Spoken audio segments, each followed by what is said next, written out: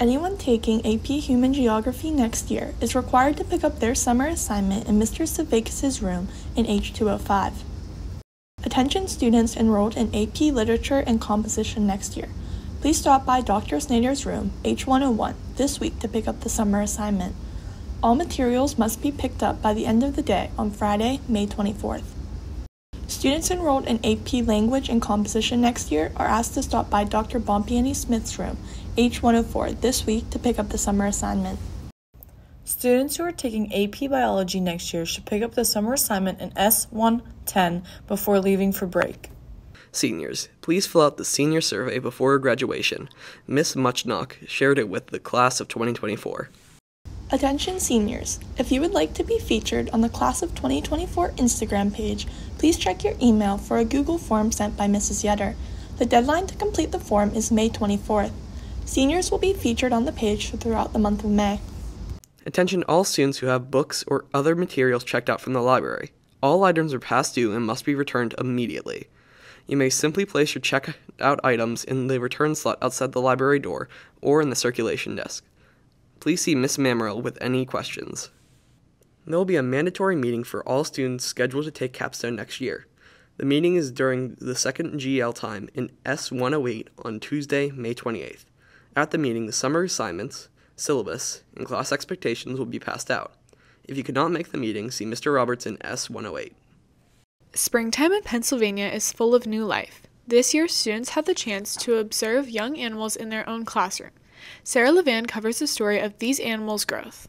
Witnessing young animals grow is a unique experience, giving students the chance to learn in a more hands-on way. In Mr. Roberts' capstone class, students had the opportunity to witness the hatching of quail and duck eggs, providing them with an exciting educational opportunity. Mr. Roberts has been hatching quail eggs in his classroom for many years. Watching the birds develop is a great educational experience and a great way for students to observe their growth from eggs to more mature chicks. I think the amazing part is how fast they grow. So it's one of the fastest growing birds on the planet. So they go from being little tiny, weighing less than 2 or 3 ounces, to a full-size bird in about 7 weeks after they've hatched out. So it's pretty amazing how fast they grow. Watching the chicks grow is an exciting experience that helps students get involved. One student in particular had a meaningful contribution to the project, allowing students to witness the hatchings of multiple different kinds of birds. My contribution to the duck and quail is that I have 2 ducks at home and I brought in some of their eggs to see if we can hatch them. Hatching both ducks and quail results in a lot of hatchings. Unfortunately, due to the large number of birds hatched, not all birds will survive. Although it is unlikely all birds will mature to adults, there is a way to help a struggling chick survive. Last time we had 24 eggs and we had 17 hatch out, and of those 17, 15 survived. So the most common thing is they have what's called splay leg syndrome, and the tendons don't form right in their legs, so they can't support themselves. So we've had success with physical therapy, as strange as that sounds, but we didn't have any success with this last batch. So both of those that had that syndrome, we lost both of those. Once matured, chicks can look very different. When it comes to the ducks, students are looking forward to seeing what variety of birds are produced once they reach adulthood. I'm most excited to see what kind of ducks come out because they could be either mallard or white ducks. Once grown, the chicks will be released into their natural environment. Once the quail have reached full size, we'd let them go in nature. The last group we let go up north where I'm from because there's a lot of similar sized birds up there, so we thought the habitat would be good. The quail and the duck, students will get to witness the growth of these birds from egg to adult. This is an amazing opportunity for Latrobe students, and we are hopeful and excited to see more hatchings in the future. Reporting for WCIT TV, I'm Sarah Levan. Members of the track and field team are competing in the state track meet today. We wish them the best of luck. Reporter Michael Vito had a chance to speak to distance runner Liam Wilson about the season. Hey Wildcat fans, I'm here with Liam Wilson of boys track. Liam, what were some overall team goals that you accomplished this year? We won a lot of dual meets and tried to make Whitfield team playoffs. What were some personal goals that you accomplished this year? I fell short of a lot of my goals, but I managed to cheer on my teammates and help my team accomplish a couple wins, so that's good. What was your favorite moment of the season? Favorite moment was anchoring the 4x8 at Pine Richland. What was your team's biggest win, would you say? Our biggest win was probably at Indiana just because we persevered through the weather at that meet, and it was really a whole team effort. And who would you say has been the most pivotal part of the team this year? I would say that the boys sprinting team has definitely altogether been the most pivotal part with Adam Piper, Jake Pittman, Bryce Hoke and Preston Miller being a big part, also Cole Brunton and Matt McCreary. All right, thank you very much, Liam. Reporting for WCAT-TV, I'm Michael Vito. After an impressive season this year, the Latrobe Wildcat football team is looking forward to leaving their mark next year. They will also be facing a move up to 5A. Here's reporter Ethan Echeverria with the story. After the phenomenal last season, the Cats are making the move up to 5A. After an 8-4 last season, head coach Ron Prady is leading his team to compete in 5A. The team is going to be facing some tough opponents. What are you doing to prepare for the upcoming season? Well, we'll have challenge every week in 5A. There's a lot of good teams, a lot of good coaches that will have their teams prepared, and we're going to have to do the same. I think the big thing is developing depth at 5A and being ready for a little bit more physical nature of 5A rather than 4A. So those are some of the things that we need to develop before moving up. How will the move to 5A affect the way you prepare for games? I think going from 4A to 5A, we're going to try to keep our preparation the same. We believe in what we do and how we prepare our guys and our team. So I think we'll keep that the same, maybe make some tweaks as far as scheme and some of the things we do on the field, but as far as preparation, that'll stay the same. Who or what will be your biggest challenge going into 5A?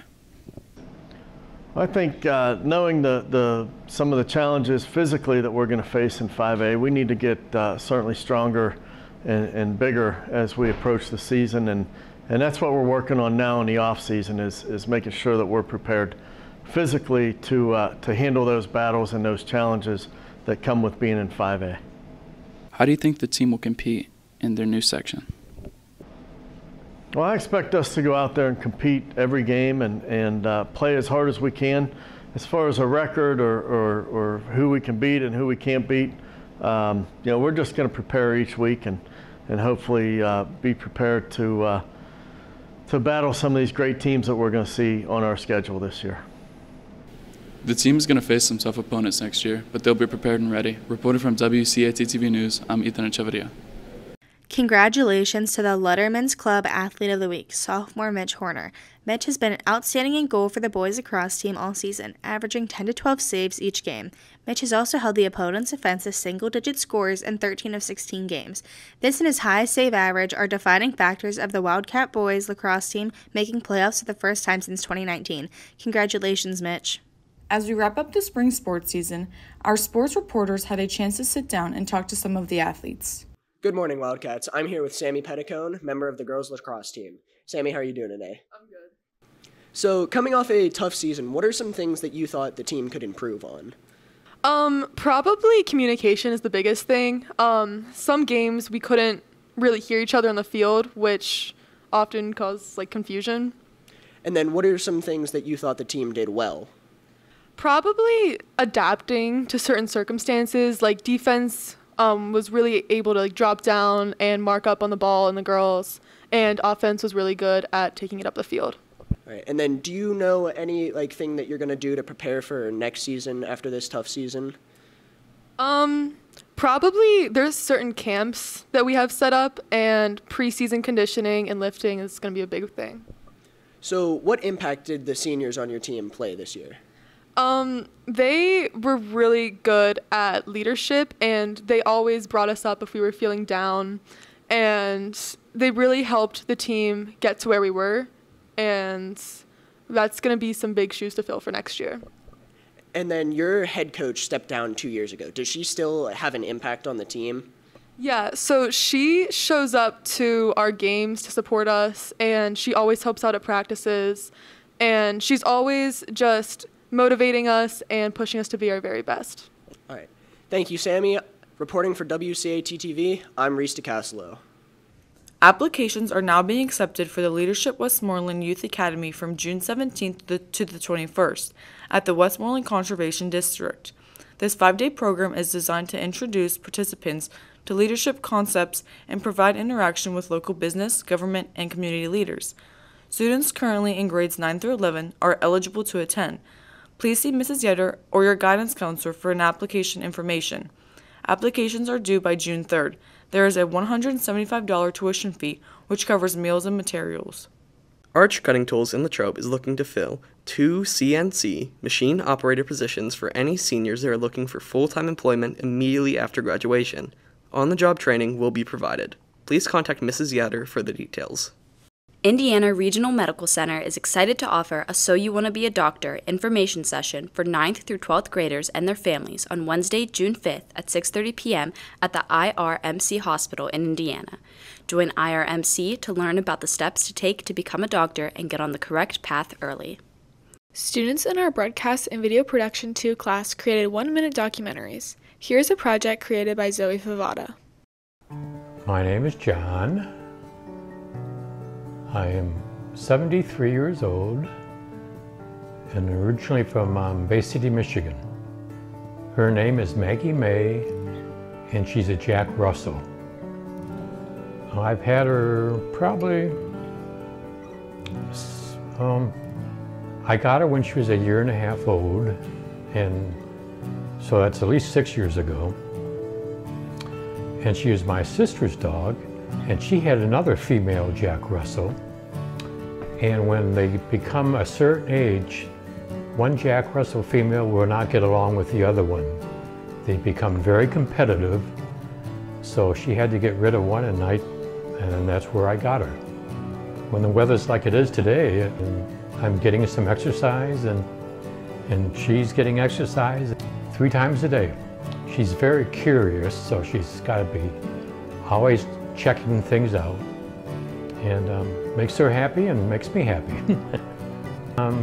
Jack Russells are known to be very smart, but sometimes a little stubborn. But she picked up on things real quick. We're just good friends. I've always had pets. I've had a dog, Millie Mae, before I had her, and she was a Red Heeler Lab mix, so she was probably around 65 pounds. And before that, I had cats and dogs together. I mean, I've always had pets, probably since the time I was your age, and they're good company.